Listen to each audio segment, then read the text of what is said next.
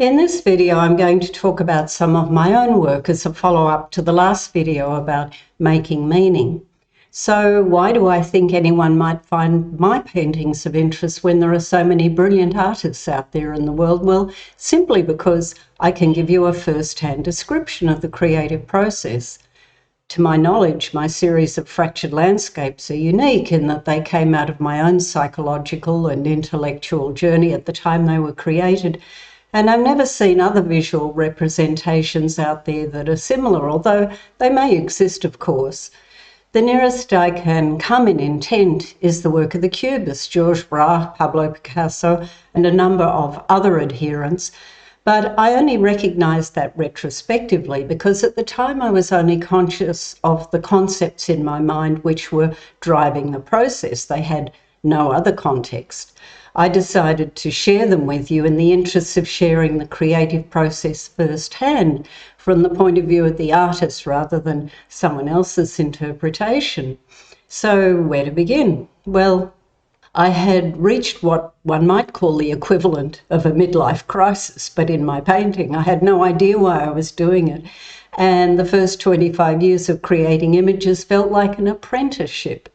But there seemed to be no point in wasting raw materials and money on pretty pictures, which would eventually probably end up in the rubbish tip. So I was standing in front of a blank canvas. I grabbed a brush and slapped strips of paint on it in frustration, thinking I'd walk out of the studio. But I didn't walk out. I suddenly saw those lines as expressions of energy, and somehow in my mind they had universal significance, an entree into something greater than just lines on a canvas.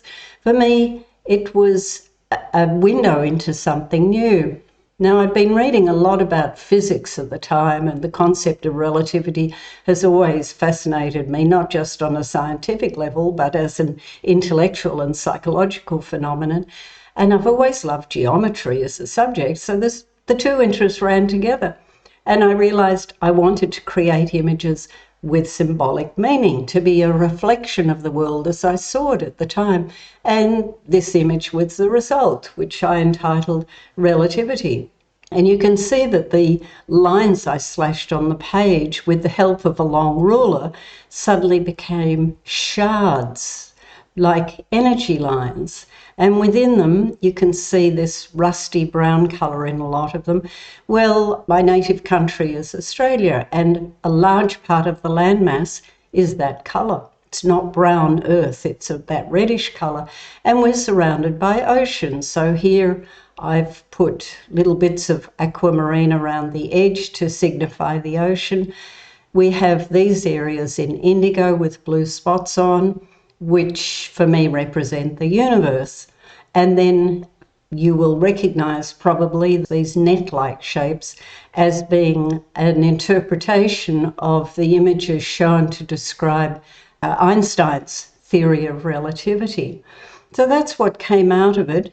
So I became quite inspired after doing this painting, and it led to a whole series of what I called fractured landscapes afterwards. At the time I did it, I was working as a volunteer docent at one of our regional galleries, and there was the work of the late Australian sculptor Anthony Pryor on show.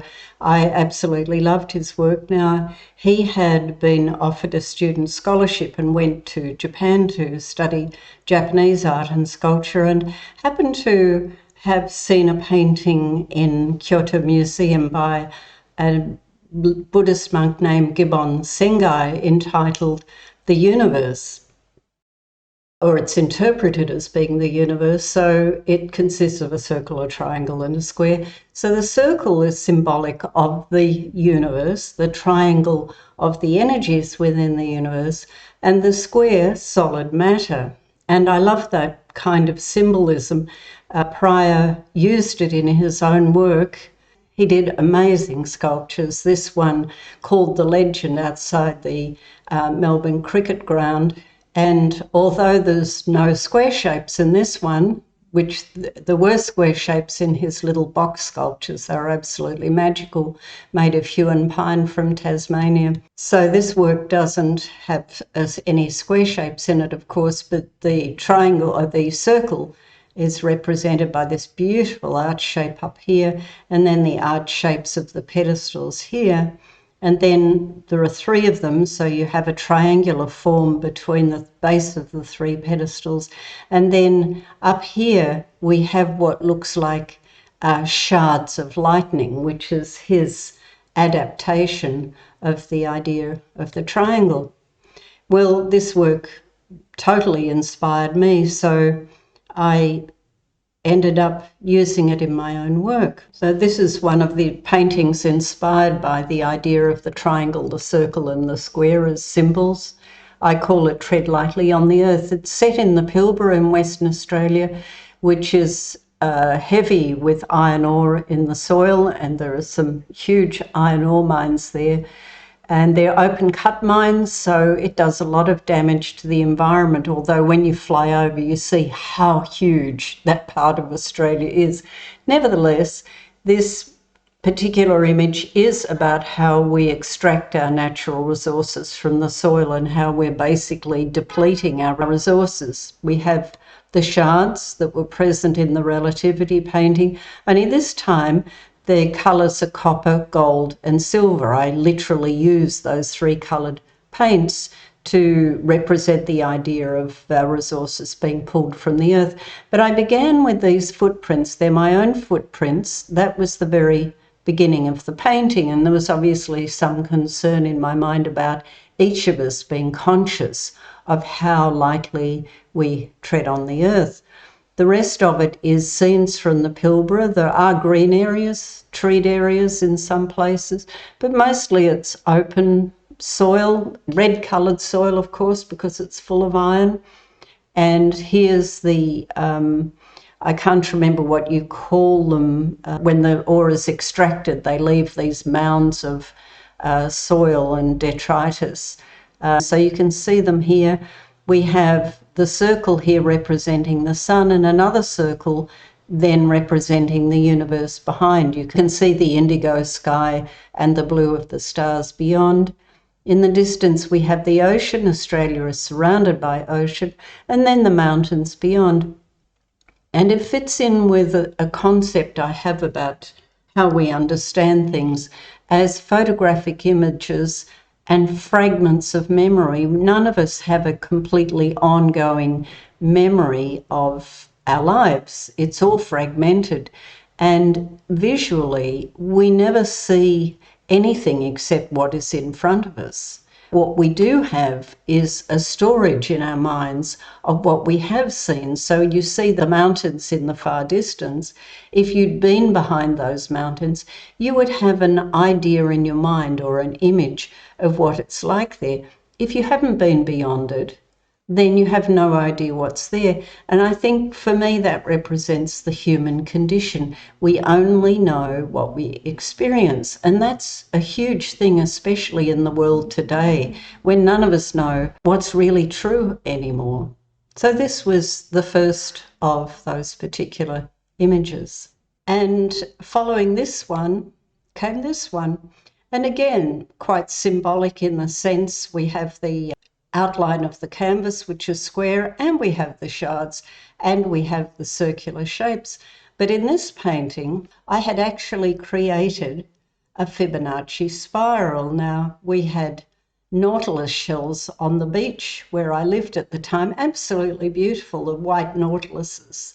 They're like delicate glass, just wonderful things. And so again, we have the shards of energy, but this time coming out of the seascape. This is called palisaded aquatic landscape. And you have all the plants around. And of course, these strange amoeba-like shapes are simply forms of life.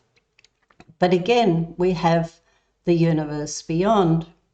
And this was one of the early paintings, but when I got into the later paintings, the only areas that were indigo with blue spots were where all the crossed lines created a triangular shape. So only the triangular shapes became indigo with blue, representing the universe. This one is called Beyond, Beyond, Are You There? It was at the time of the Rwanda crisis, and there was a photograph in the newspaper of a child looking through a hole in a tent, looking absolutely terrified. And the point about this painting is that, in fact, it was already created as a painting, but it was just these brown areas where I lived near the ocean. There was a huge cliff, and it had wonderful patterns with calcified roots of trees, and I put it all on canvas thinking it was so beautiful, and it was actually totally unsatisfying at the end. But when I saw the photo of this child and realised just how privileged and easeful my life was compared to the life of a huge number of people in the world, I felt moved enough to want to express that on canvas. So I juxtaposed the image of the child over the cliff top. And I'm sure Picasso won't be turning in his grave if he understood why I've extracted his particular images from Guernica, which of course is a totally different context, but is human trauma ever really a different context? Only Picasso was able to portray the horrors of war in an abstract and more universal way, and that's how I felt about it. So I've juxtaposed his images, fractures of his images, and the whole thing is in a fractured landscape. There's not much more to say about it. It's just very obvious. But sometimes we just don't know what to do, and all we can do is find an outlet for those complex emotions that we have. I'd like to thank you for joining me for this little soliloquy, and I hope you'll join me next time.